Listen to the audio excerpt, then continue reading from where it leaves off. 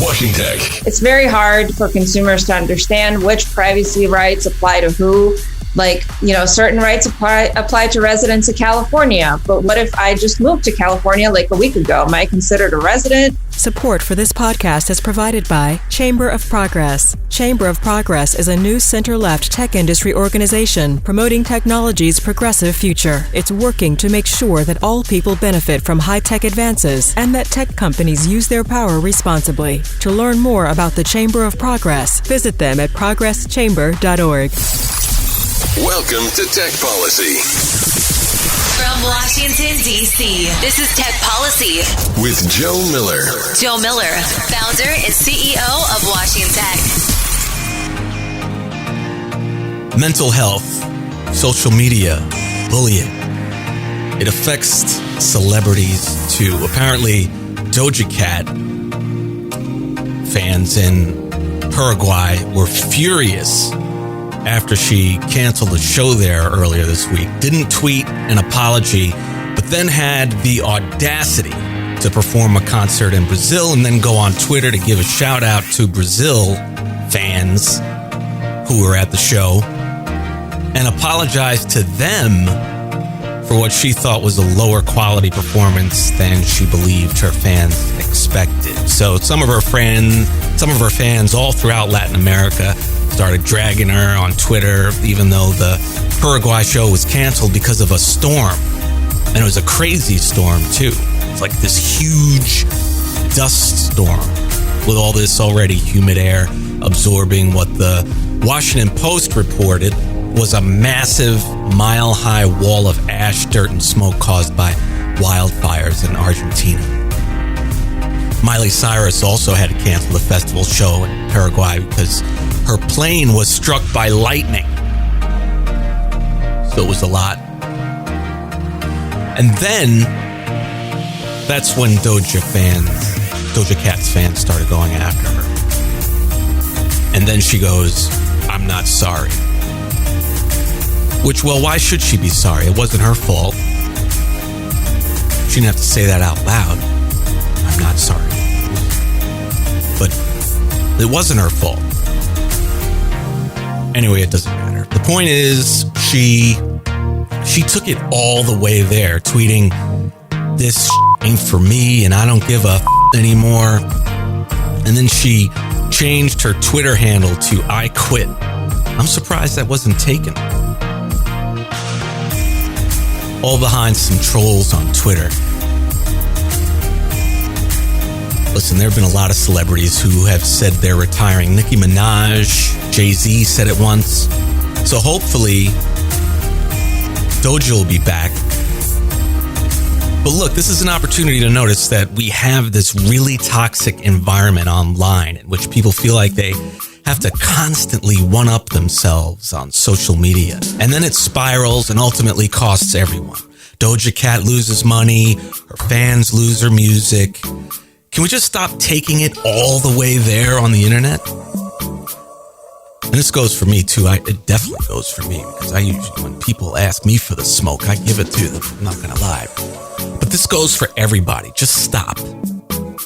You don't have to get even. Whatever inferiority issue you have or the other person has that causes them to start with you in the first place, you can notice that and say, that's interesting, and let it pass. You don't have to get in the ring with them.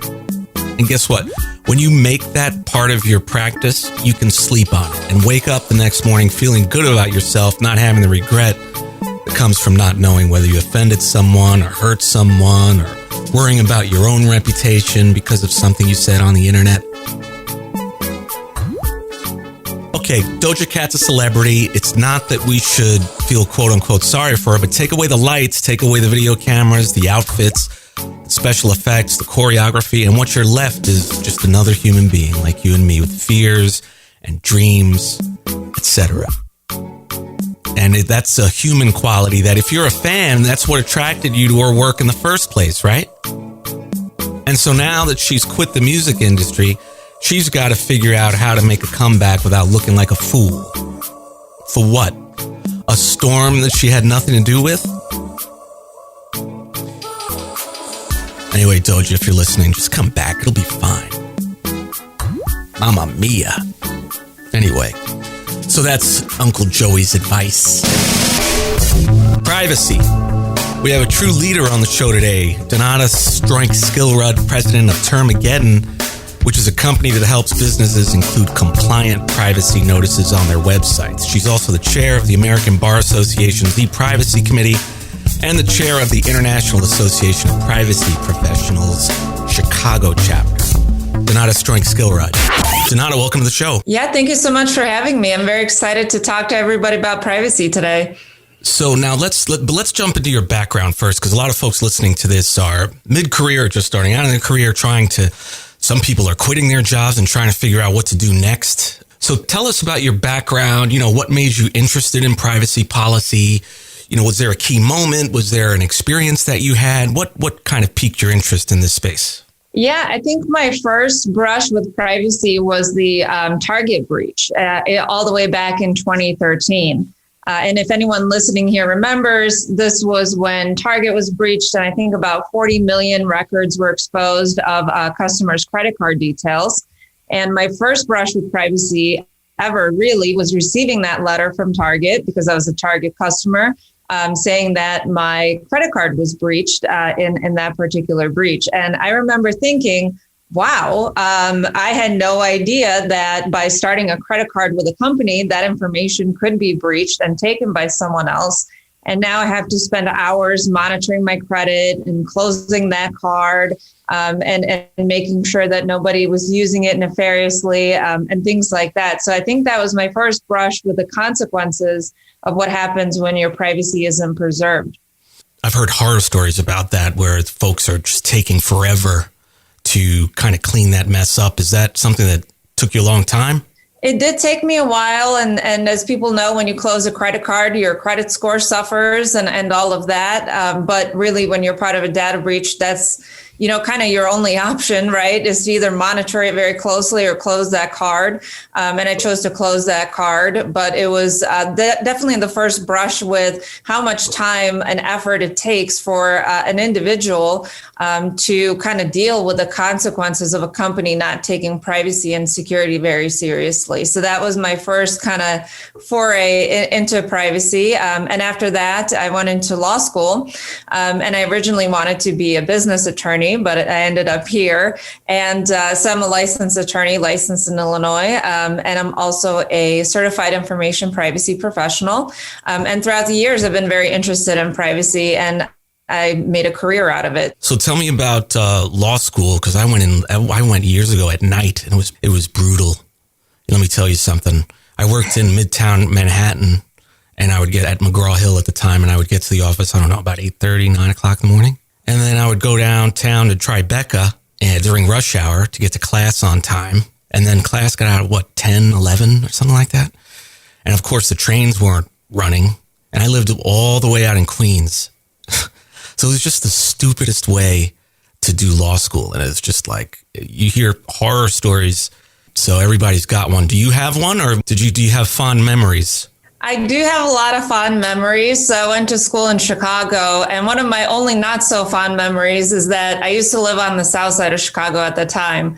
And I remember if class came out very late, like if we had a late exam or something like that, or a late study group, and the buses weren't running anymore, I used to try to get a cab to bring me home. And unfortunately, at that time, not a lot of cabbies wanted to go to the south side of Chicago. So before Uber, I sometimes ended up almost stranded downtown Chicago, which wasn't fun. But law school was a great time for me, other than the logistics issues there. So I studied business and corporate law. And after graduating, I was actually working at a software development firm. So we built websites and applications and all of that. And after that company was bought out, I went into private practice. And I was helping a lot of website designers with their contracts. And a lot of their clients, whenever they had a new website built for them, would ask the website designer, hey, do I need a privacy policy or terms of service? And of course, those questions question somehow ended up with me. So that was my first introduction to like actual privacy policies and privacy law compliance from a business standpoint. So that's how I got into that. And I started drafting privacy policies for my clients. But I noticed that the process was kind of repetitive, right? I was asking them similar questions like, what data do you collect? What do you do with that data? Do you sell it? Do you share it? And my thought was maybe there's a way to automate this. So that's how Termageddon was born, is we automate the generation of privacy policies. If only we could automate going to law school, that would be good. Right? So, yeah, that would be really fun. So when you were working at these software companies, what was that like? Because a lot of folks talk about, what the environment is like for women and people of color. How did you experience that? So I was the only woman in our office for a while. We then got another woman and then another one. So we ended up being approximately 50-50 male and female in our office. But when I first started, I was the only woman there. And I do have to say that I was kind of assigned the role of mom, right? So I had to do things that the men didn't necessarily have to do, like get the snacks or, make sure everybody had sufficient supplies of coffee or tea and stuff like that. But apart from being assigned kind of the mom role, quote unquote, it was great. I really enjoyed working in the industry. It took me a little bit to kind of learn the curve, right? So there's a bit of a learning curve there because I came from law and I did not have a lot of experience with software. But it was a very, very interesting job. So I learned a lot for sure. And yeah, I mean, it's a lot. It's a lot working in this area. So, okay, so now then you started your business, and how long have you been in business? About 5 years now. 5 years, and I'm sure the beginning wasn't easy. No, it wasn't. So when we first started the business, I was in private practice. I actually started the business with my husband, who was running his own software development firm at the time. So at the very beginning, it was kind of a back burner project. And then GDPR went into effect.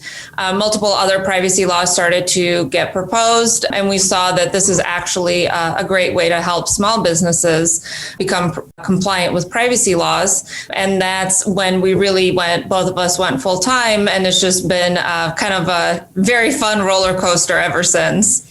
Yeah, I mean, I started this in 2014 and GDPR wasn't out yet, but at the time we were still kind of talking about the internet and the net neutrality debate that was going on and talking about the internet as kind of this boon for entrepreneurs like you and me and others. And now the landscape has totally changed in this complex field of privacy.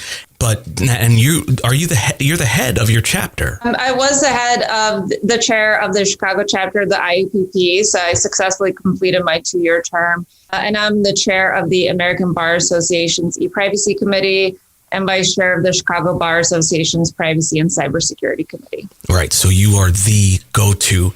Now, you told us about how you became expert in privacy, and I'm sure you've written articles, and you told me before the session that you've been on a lot of podcasts sharing your expertise.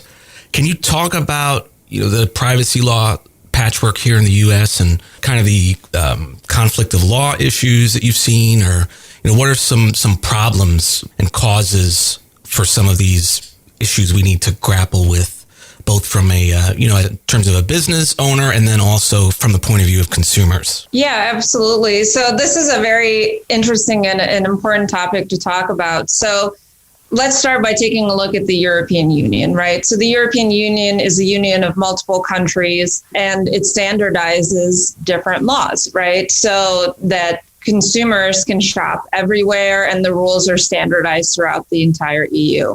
So the EU came out with GDPR, which is one privacy law. And obviously there's very slight differences between each countries, but it's all pretty much standardized. In the US, we don't have that. So unless you're in healthcare or finance or you're targeting children with your website, there's no federal privacy law that governs the collection of names and emails by business websites.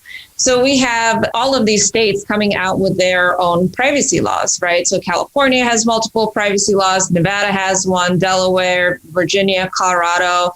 It looks like Utah might become the next state to have it. So we call that the patchwork, right? So each state has different rules of what to do when you're collecting the data of people who reside there. And it's really problematic for both businesses and consumers.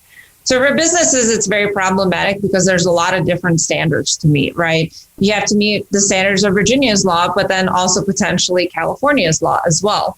And all of these laws differ, right? They're all similar in ways, but also different in other ways. And the problem with that is they require similar but different disclosures in privacy policies, for example, right? So one state can require you to disclose how long it takes you to respond to consumer requests to exercise their rights, while the other requires you to disclose how you're going to verify their identity for those requests. So it's very confusing and difficult to combine all of those requirements together and to comply with all of those requirements. And from the consumer standpoint, it's also very difficult because all of these laws require all these disclosures, making privacy policies really long, really difficult to read. There's a lot of information there. It's very hard for consumers to understand which privacy rights apply to who. You know, certain rights apply to residents of California, but what if I just moved to California like a week ago? Am I considered a resident?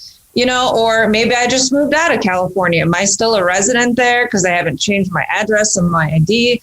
Like, what does that mean? Different laws have different definitions of what it means to sell data. Some companies are saying, well, we don't really sell your data, but according to California's law, we do. Well, what does that actually mean to the consumer, right? Do you sell my data or do you not sell it? So the patchwork makes it really confusing for both businesses and consumers how to comply, and then also understanding what the privacy rights and obligations and responsibilities are. So I'm very much looking forward to hopefully someday soon having a federal privacy law like GDPR in the United States so we can kind of standardize all these requirements and make things easier for both businesses and consumers.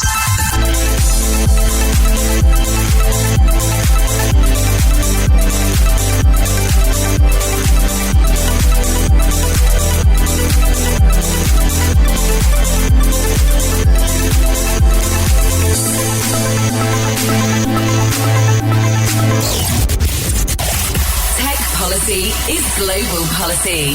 This is the Washing Tech Policy Podcast. Serving the world. The political situation is another piece of this. Right. Yeah, there's been some federal privacy laws that have been proposed, but they really haven't had any movement recently. You know, they kind of get proposed and then they're almost dead in the water right away. So there's not much movement there, which further encourages states to pass more privacy laws because they want to protect their constituents, right? And then it just further exacerbates this problem. Yeah. And so now turning to consumers, such as, you know, a lot of the work that we do and a lot of the outreach that we're doing is trying to keep parents informed about what's going on with how, you know, what their kids are doing online, how to monitor it, you know, what are the policy issues that we're talking about here? What are some of the problems that we've seen, such as Meta's effort to, well, at the time it was called Facebook as the parent company, but now Meta is the parent company. Instagram trying to reach 6-year-olds because they were worried about their audience declining as millennials and Xers. Does anyone remember Xers? I'm an Xer. Hello. As we kind of age off the platform, or stay on the platform, and younger users aren't joining in high enough numbers. So what are some things that parents need to be aware of as consumers? Some kids use Schoology, for example, which is an app that, you know, allows kids to see their assignments and so on, and parents to kind of check their homework and things like that. What are kind of things that parents as consumers should be looking out for when schools propose using platforms for their kids' education? Yeah, so first of all, make sure that they actually have a privacy policy. There's a lot of websites out there that say privacy policy on the bottom of the page, but then you click on it and it leads to nowhere. So make sure you click on that link, make sure they actually have a privacy policy. If they don't, then you have no idea what they're doing with your information. You know, probably best not to use that service. In terms of the privacy policy itself, you definitely would want to see as to what data is being collected, both data that's actually input into the system, like names, emails, phone numbers, addresses, things like that, but then also data that's collected in the background, right? So do they collect your geolocation information? That's something that's really important for parents to know. How data is actually used. So are they using it just to provide the service to you, or are they using it to market to you? Are they using it to send you mail? Are they using it to send you text messages? Who are they sharing that data with, and why they're sharing that data with them? Right. So they could be sharing data with a bunch of platforms, but if there's no actual real reason to share that data with that platform, that should come as a red flag. Whether data is sold or not, and who is it actually sold to, that's something very important, because especially for your child's data, that data is sold, it can be resold multiple times, and you don't know where exactly it will end up in the end. And then what are your rights, right? And who those rights are actually being provided to? Like, do you have the right to opt out of those sales? Do you have the right to opt out of that marketing, and how those rights should be exercised? So if the policy does not say anything about what rights you have or how to exercise those rights, that means that you probably don't have any, or that exercising them will be really difficult. So just looking at those things and saying, is this somebody that I actually want to do business with?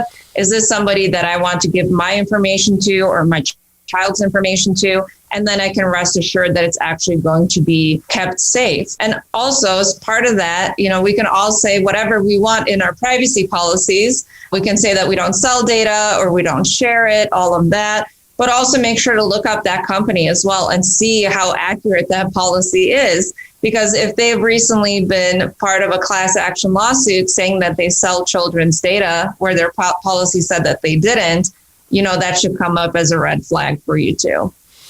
And school districts should have a privacy officer, because the school system's privacy policies may differ from the companies that they retain, that they bring on. And so the standards of each company, their privacy policy is less safe, or less, whatever you want to call it, less protective, or whatever it is. If the website is less protective than the school, and the school system has higher standards, like the state of Virginia has its own privacy policy, I would think that school systems would want to check their privacy policy and make sure that it's compliant with their own policy. Is that right? Yeah, exactly. And don't be afraid to ask questions too. So if something's not clear to you from the company's privacy policy, ask the school's privacy officer and say, what does this mean? Or why are you actually sharing my data with this company without necessarily needing to? Or can I opt out of this sharing, right?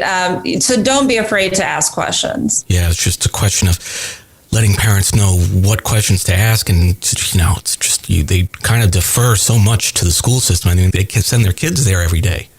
They don't know what's going on in the classroom, much less what's happening with how these different partners are using, different companies that are partnering with school districts are using their kids' information.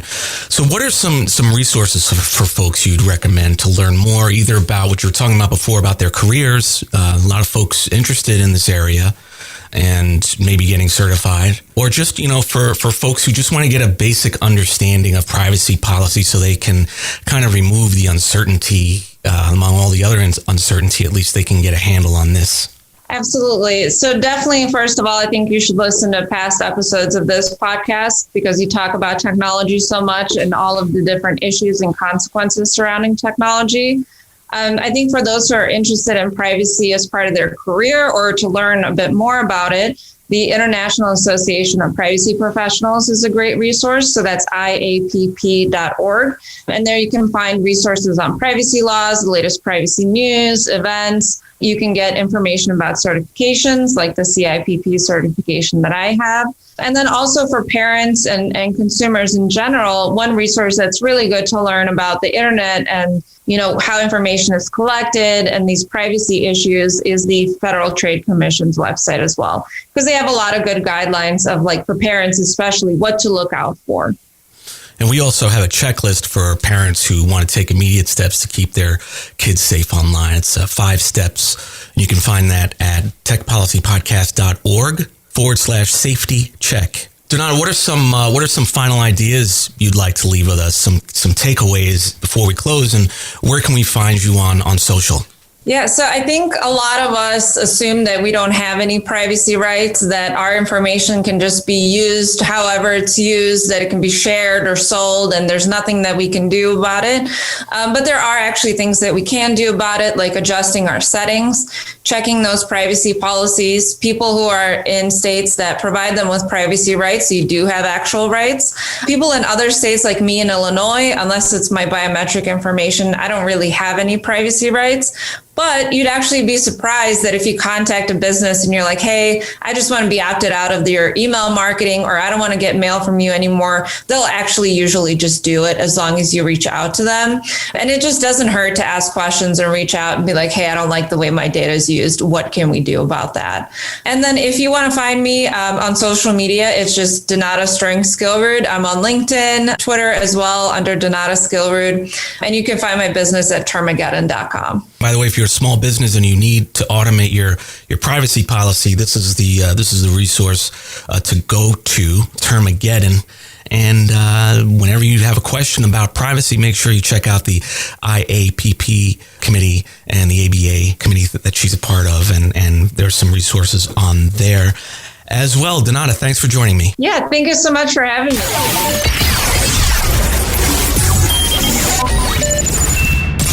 Washing Tech.